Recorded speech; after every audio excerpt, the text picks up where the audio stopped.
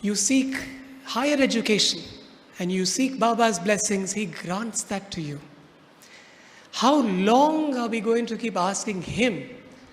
And when are we going to start saying, Baba, you have given enough, but what can I do for you? And I think in everyone's life, there is a certain moment, there is a trigger point that has you really think very, very strongly about this particular question. What can I do for you, Swami? In my life, that trigger point happened when I was in my second year undergraduate. As I mentioned, my parents were staying outside this country, but they would come to visit Baba every vacation. And whenever they would come, they would always come and spend a lot of time with both me and my brother, who were studying in his institutions. Unfortunately, the time they were visiting, Swami was in Vrindavan. And so both my parents had gone to have Swami's darshan in Vrindavan. And both me and my brother were in Prashanthi Nilayam.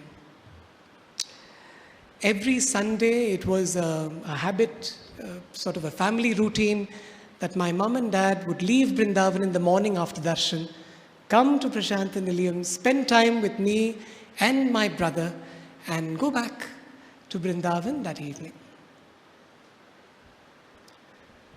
As I mentioned to you, I was very attached and still continue to be very attached to my parents.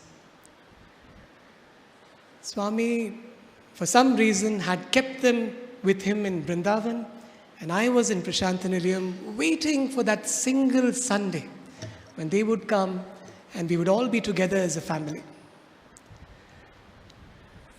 Come Sunday, all of a sudden, my parents did not come.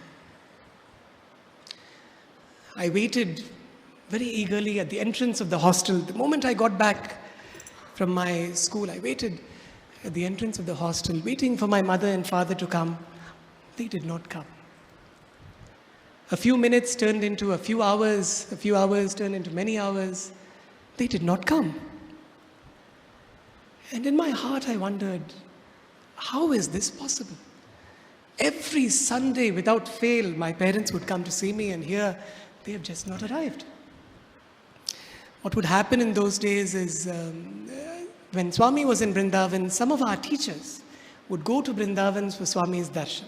And they would return in the evening to fill us with stories on what had happened in Vrindavan. And so I remember feeling very disappointed that day, because my parents didn't come to see me. They did not call me to tell me why they didn't come. I had absolutely no clue as to why they were not in Prashanthi Nilayam. That evening, when some of our teachers came back from Vrindavan, one of my teachers called me aside after the night prayer. He had just arrived from Vrindavan.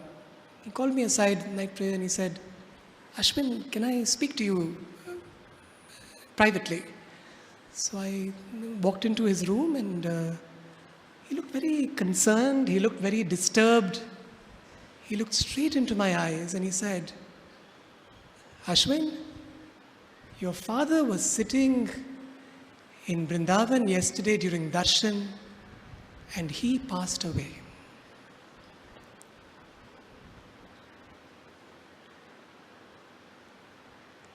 Imagine my shock. Your father was sitting at darshan, he collapsed and passed away. There was nothing that I could say. I was frozen from foot to toe. Silence can sometimes be the most effective way of expressing pain. When you are so pained and so hurt, you cannot complain. And how often do we sit in front of Swami's pictures, tears streaming down our eyes, silently in prayer? Because words cannot communicate what silence is so effectively able to. That single minute I stayed silent before this teacher of mine was the most painful and the longest minute in my life.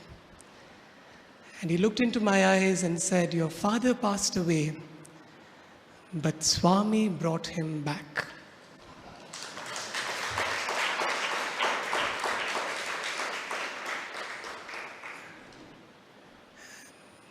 When I later had a chance to speak to my father about this, and I don't know if many of my brothers here were in Vrindavan at that time, but he was sitting in Trai Vrindavan. Bhagwan was sitting on the Jhula, and he was sitting in this group around him, and all of a sudden he felt a severe pain in his chest.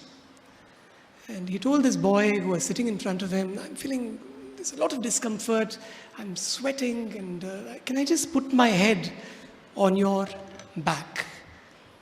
So he put his head on this friend's back and forgot everything that happened after that. And what the warden later told me was, Swami was giving a discourse in the Jhula, in the small Trai Vrindavan, and this boy and my father had collapsed. And there was Dr. Hegde, who was then the physician in Vrindavan. He felt my father's pulse, and there was no pulse. So he immediately, a person beside him got up and said, Swami, he's gone. Swami stopped his talk. He asked them to make way, walked straight to where my father was sitting, asked for some water, sprinkled water on this pulseless, lifeless body sprawled on the floor, and said, get up, your Sai Rama has come. Now in our family, each one of us seem to have a different relationship with Swami. So my mother always sees him more as Lord Krishna, but my father would always refer to him as Sai Ram. And the next moment, my father was back up. The next morning, Bhagwan had sent him to the hostel where an ECG and certain minor diagnostics and blood tests were done. And the doctors confirmed that he had had a major heart attack the previous day, and they were surprised that he was alive. It's been many, many years since that incident. My father is still with me, still in Prashanta Nilayam, and I will be eternally grateful to Bhagwan for that single moment. And that is a single moment of reckoning. Every one of us feel that at some point in our life. When that happens, Baba, enough. We have received enough from you. What is it that we can do for you now?